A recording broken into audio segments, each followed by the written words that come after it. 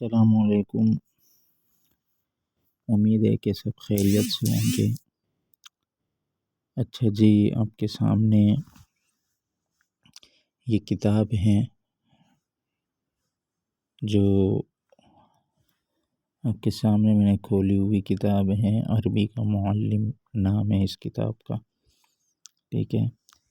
یہ عربی زبان اور عربی قواعد کے لحاظ سے بہت ہی مفید کتاب ہیں۔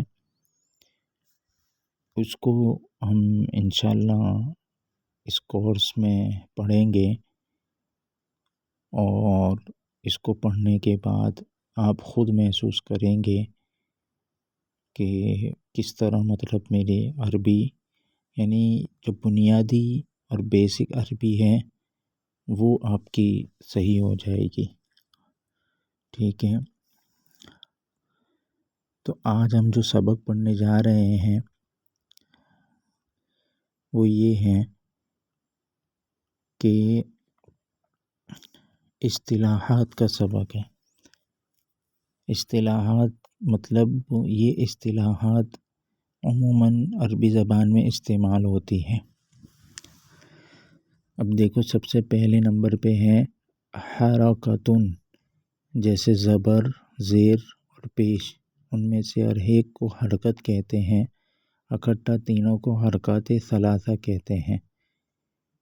یہ تو سب کو پتہ ہے، حرکتن یعنی کہ حرکات کی حرکات اس کی جمع ہے، ٹھیک ہے۔ پڑھی حرکات بھی آپ تجوید میں پڑھتے ہیں، تو یہ حرکتن ہے۔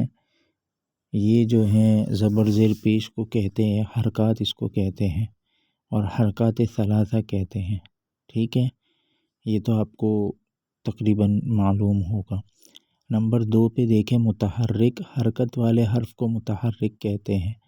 مثلاً مطلب اس کا یہ ہے کہ زبر یا زیر یا پیش جس حرف پر بھی ہو تو اس کو متحرک کہتے ہیں، حرکت والے حرف کو متحرک کہتے ہیں۔ نمبر 3 پہ دیکھیں، سکون، جزم، مطلب یہ ہے کہ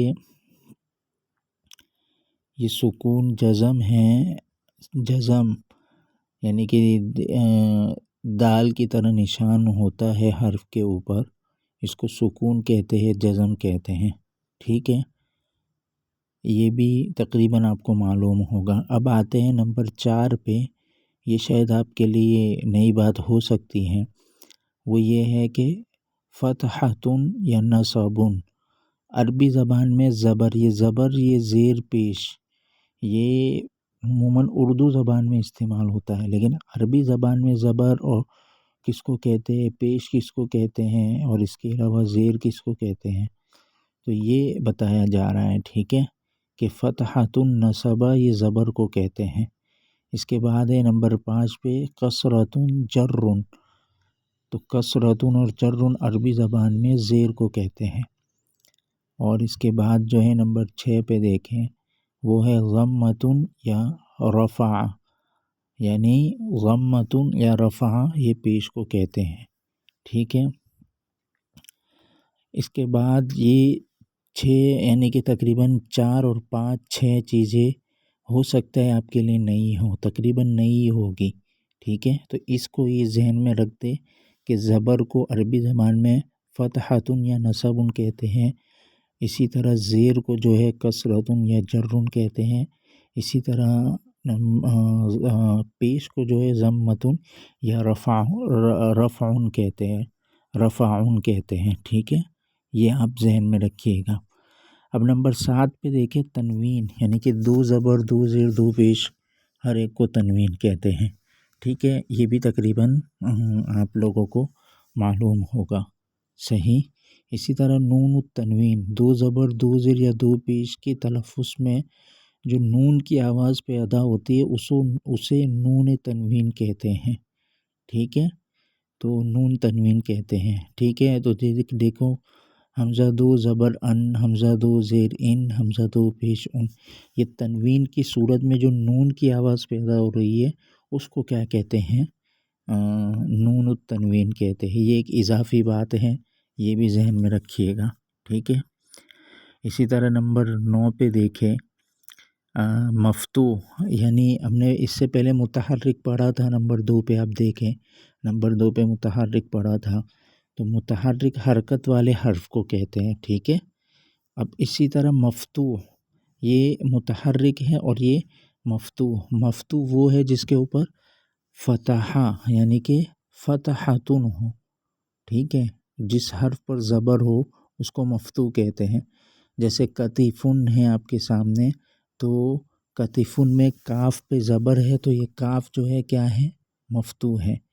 اسی طرح نمبر 10 پہ دیکھیں مکسور، یعنی کہ کثرتن پڑھا تھا، تو جس حرف پر زیر ہوگا تو اس کو جو ہے ہم کیا کہیں گے، کتیفن کہیں گے، اس کو مکسور کہیں گے۔ اسی طرح نمبر 11 پہ دیکھیں مضموم، یعنی جس پر ضمتن ہو یعنی کہ پیش ہو اس کو کیا کہیں گے، مضموم کہیں گے۔ یہ تقریباً 11 اصطلاحات آج کے سبق کا حصہ ہیں، تو اس کو اچھی طرح دیکھیں، اور انشاءاللہ اسی پر ہی گوگل فارم پہ ہی آن لائن آپ کا ٹیسٹ بھی ہوگا۔ ٹیسٹ سے مراد یہ کہ مشق ہوگی، ٹھیک ہے۔ تو ان 11 چیزوں کو اچھی طرح ذہن میں رکھیں۔ یہ اصطلاحات کا جب سبق مکمل ہو جائے گا تو پھر اس کے بعد اس کی مشق ہوگی، وہ آپ کو اسی آن لائن ہی دینا پڑے گا۔ اس سلسلے میں جو بھی قواعد ہوگی، جو بھی ٹرمس اینڈ کنڈیشنز ہوگی، وہ آپ کو بتا دی جائے گی۔ والسلام، آج کے لیے اتنا کافی ہے، اس کو ذہن میں رکھیے گا۔ اللہ حافظ۔